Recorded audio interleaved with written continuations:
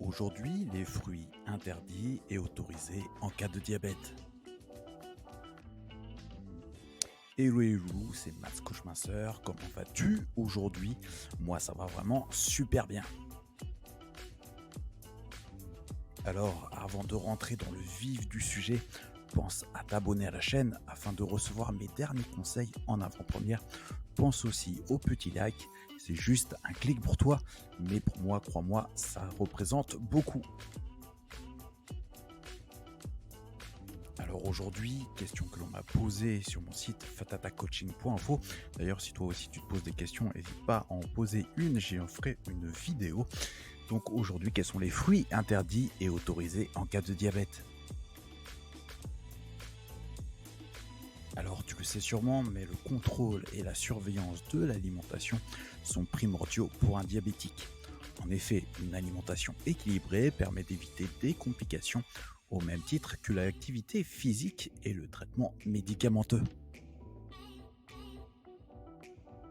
Alors la question que tu te poses si tu regardes cette vidéo, c'est quels sont les fruits interdits, ceux à éviter, et au contraire ceux autorisés en cas de diabète. La glycémie, aussi appelée taux de sucre ou taux de glucose dans le sang, varie chez une personne diabétique pour plusieurs raisons. L'alimentation, le traitement, l'activité physique intense, le stress. Maintenir l'équilibre glycémique, éviter ces variations et donc surveiller son alimentation est capital pour bien vivre son diabète au quotidien. Donc c'est vrai, les fruits contiennent du sucre, donc est-ce qu'on doit les incorporer dans les apports du diabétique qui doivent être limités en sucre? Alors tout d'abord, il faut distinguer deux types de diabète, donc le diabète insulino-dépendant et le diabète de type 2. Concernant la consommation de fruits, le diabétique insulino-dépendant peut faire à peu près ce qu'il veut, mais il doit contrôler son insuline et corriger son alimentation en fonction de celle-ci.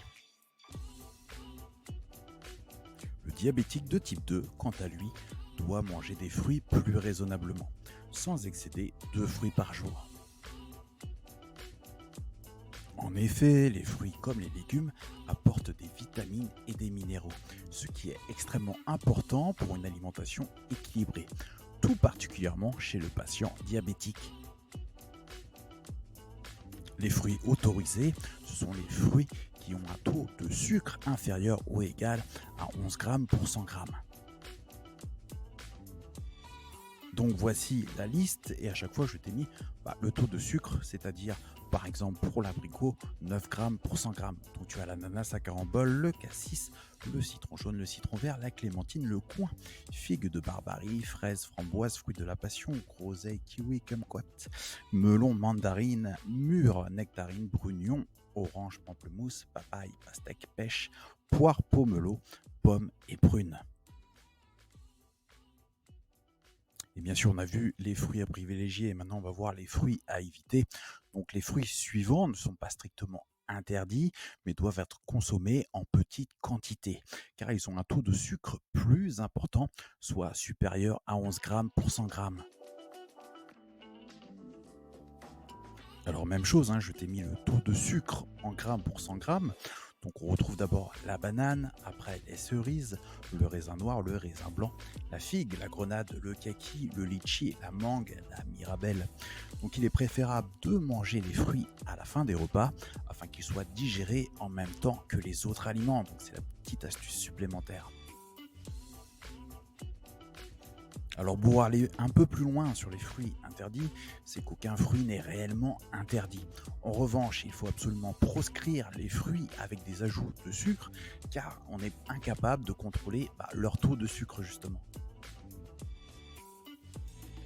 Et par là même, je veux bien sûr citer et parler de la confiture de fruits, des fruits secs ou au sirop, les jus de fruits, les sodas ou les compotes.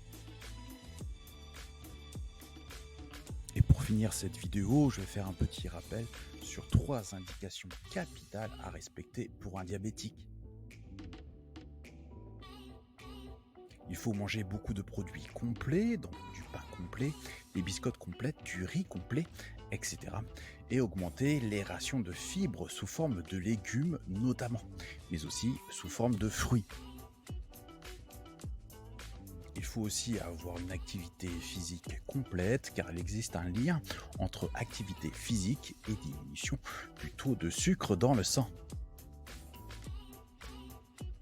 Sache aussi que sur mon site fatatacoaching.info, je t'offre 9 outils complètement gratuits et tu auras accès à ces outils à vie pour calculer ton poids idéal. Et pour ceux et celles qui veulent aller plus loin, tu peux aussi regarder s'il reste des places de coaching directement sur mon site.